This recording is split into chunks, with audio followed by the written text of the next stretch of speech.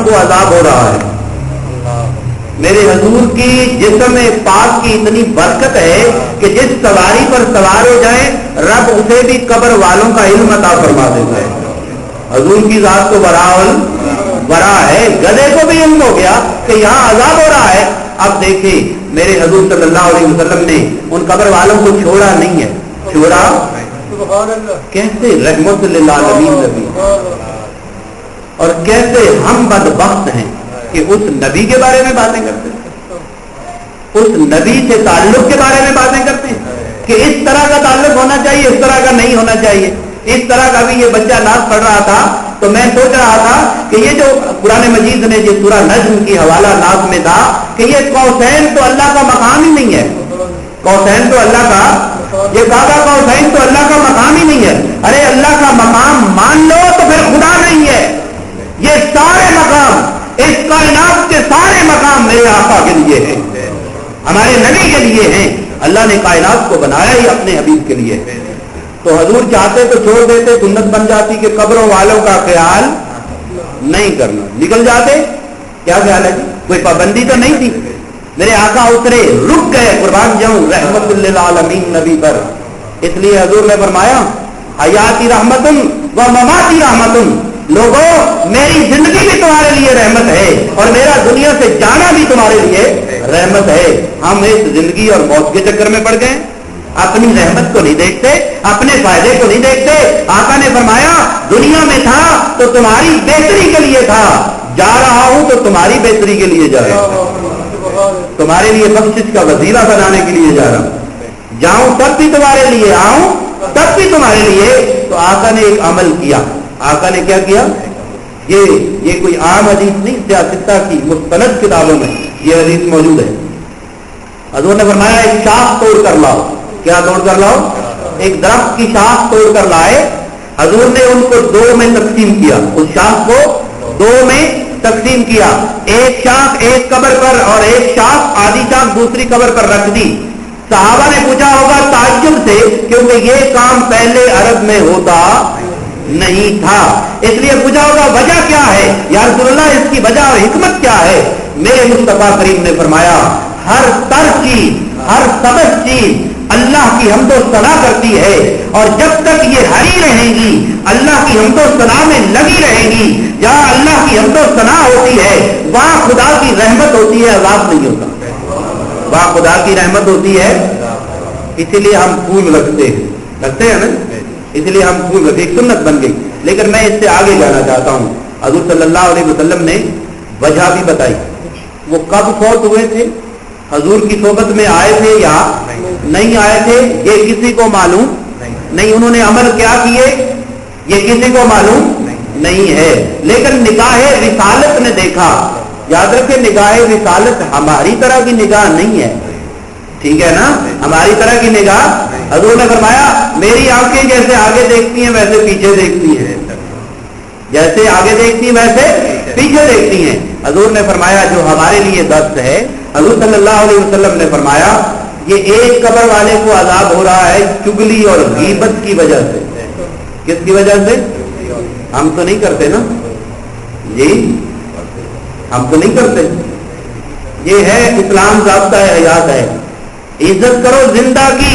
اگر زندہ کی عزت نہیں کرو گے, چگلی کرو گے, غیبت کرو گے, مسلمان بھائی کی عزت اچھالو گے, اس کی عزت سے کھیلو گے, اس کی عزت کو بازار میں نیلام کرو گے, اس کے گناہوں پر اس کی زندگی سے پردے ہٹاتے پھرو گے, تو پھر کل قیامت کے دن کل قبر میں عذاب کے لیے تیار ہو جاؤ. غیبت مسلمان کی تھی, یاد رکھیں, غیبت کسی مسلمان بھائی کی تھی. اللہ کی عبادت, غیبت جو ہے وہ اللہ کی عبادت میں شامل تو نہیں ہے کہ نافرمانی ہو رہی ہے, اللہ کی حکم کی نافرمانی ہو رہی ہے. اللہ نے فرمایا غیبت نہ کیا کرو, یہ مردہ بھائی کا گوشت کھانے کے مترادف ہے. لیکن مسلمان کی عزت کو ہم نے اچھالا, کل قبر میں عذاب ہو رہا ہے. فرمایا غیبت کی وجہ سے ہو رہا ہے. اور دوسرے کو کیوں ہو رہا ہے, اس لیے کہ اپنے پیشاب کے قطروں سے اپنے جسم کو بچاتا نہیں تھا. تو آج کا نوجوان جو کھڑے ہو کر پیشاب کرتا ہے, کیا کرتا ہے, پینٹ پہنی ہوئی ہے بس زپ کھول کے پیشاب کرتا ہے, پاکی اور نہ اس کا جسم ناپاک ہے, قطرات لگے ہوئے ہیں, اور وہ کھاتا ہے پیتا ہے اور پتہ نہیں کیا کیا کرتا ہے، اس نے کبھی سوچا کہ اسلام ضابطہ حیات ہے؟ سونے جاگنے کی بات کرتا ہے، پاکی اور ناپاکی کی بات کرتا ہے، اور فرماتا ہے کہ الطہور شطر الایمان، صفائی پاکیزگی نصف ایمان ہے۔ جو بندہ ناپاک رہتا ہے، گندا رہتا ہے، غلیظ رہتا ہے، منو لوہا پہنا ہوا ہے، غلیظ کپڑے پہنے ہوئے ہیں، ہم اسے بھی سمجھتے ہیں یہ پہنچا ہوا ہے۔ کیا ہے؟ پتہ نہیں کہاں پہنچا ہوا، پتہ نہیں۔ یہ ہمارے عقائد کا اور ایمان کا حال ہے، جس کا آدھا ایمان ہی غلاظت کی نظر ہے۔ میرے آقا نے فرمایا آدھا ایمان، شطر ایمان، جو آدھا ایمان ہے وہ طہور طہارت میں ہے۔ جس کی طہارت نہیں ہے، جو مہینوں نہاتا نہیں ہے، جو کپڑے بدلتا نہیں ہے، نماز پڑھتا نہیں ہے، وضو کرتا نہیں ہے، پاکیزہ نہیں ہے، بس کھاتا رہتا ہے اور اپنا کام کرتا رہتا ہے، ہم اسے بھی پہنچا ہوا سمجھتے ہیں۔ یہ دین ہے۔ یہ کیا ہے؟ دین کو سمجھنے کی ضرورت ہے۔ تو میں نے عرض کیا کہ آپ دیکھیں متعدد احادیث موجود ہے کہ اسلام نے، آقا دو جہاں صلی اللہ علیہ وسلم نے جانے والوں کے احترام کی بھی بات کی ہے۔ حضور صلی اللہ علیہ وسلم نے یہاں تک فرمایا تمہارے والد اگر فوت ہو جائے، تمہارا والد فوت ہو جائے تو اس کے دوستوں کو ملا کرو۔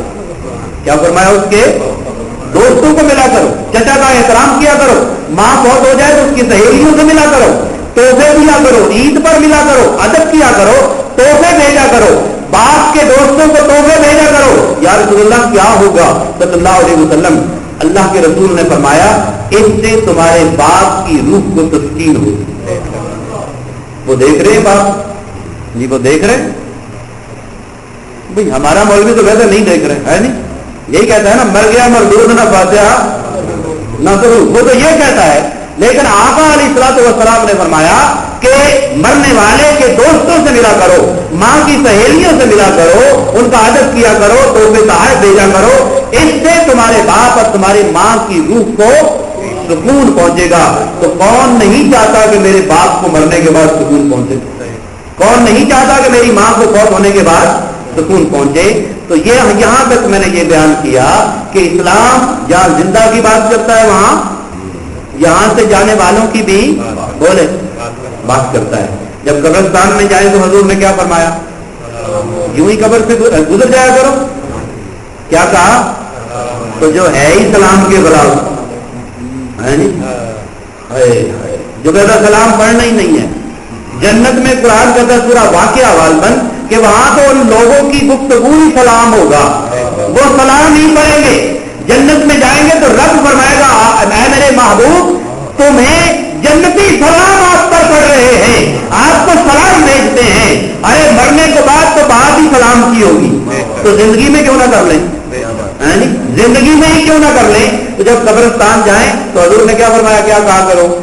السلام علیکم یا اہل القبور۔ اچھا جی، یہ یا تو زندہ کو کہنا، مردہ کو تو نہیں کہنا۔ او بھائیو، جو اس کو دفنا ہے وہ زندہ ہے یا مردہ ہے؟ تمہارا علم زیادہ ہے یا مدینے والے کا زیادہ ہے؟ میں تو حیران ہو جاتا ہوں۔ میں تو آپ کو جھنجھوڑنا چاہتا ہوں، جہاں نفرت کی بات ہو چھوڑ دو، جہاں ہٹانے کی بات ہو چھوڑ دو، جہاں ملانے کی بات ہو، ادب کی بات ہو، احترام کی بات ہو، وہاں بیٹھا کرو، وہاں جڑ جاؤ۔ خدا کی قسم ایسے محبت والوں سے جڑ جاؤ، ان کی محبت کل قیامت کو بھی کام آئے گی۔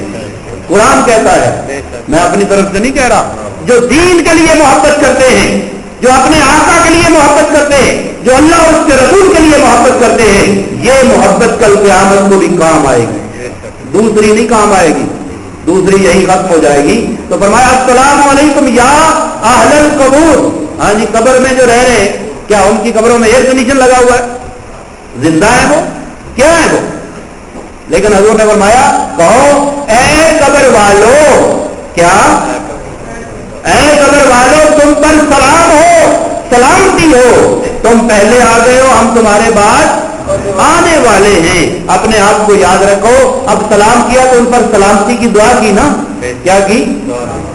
تو کتنا بدبخت ہے وہ بندہ جو اپنے مسلمان بھائیوں کے لیے سلامتی کی دعا نہیں کرتا، جو ہماری